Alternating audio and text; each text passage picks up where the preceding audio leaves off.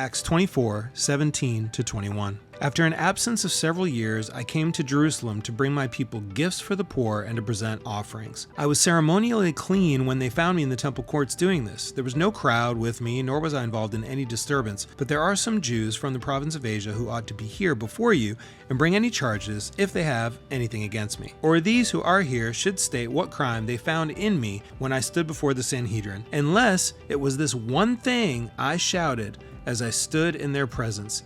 It is concerning the resurrection of the dead that I am on trial before you today. Paul says, the one thing I shouted. Paul is referring to Acts 23, verse 6, when he dropped the resurrection bomb between the Pharisees and the Sadducees. And this word shout is from the Greek kraso.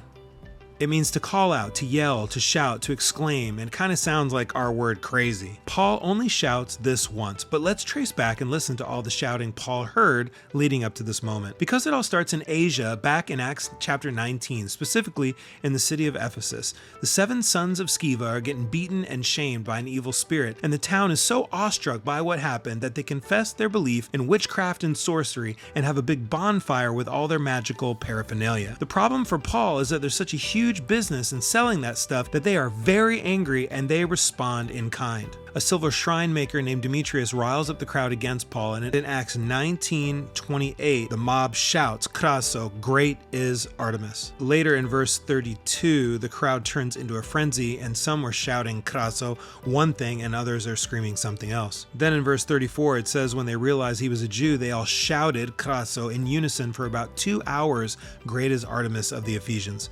Paul eventually gets out of Ephesus and is in Jerusalem, and we're all thinking that he left those guys back in Asia staying in Ephesus, but it's a vendetta now, and they chase him all the way to Jerusalem.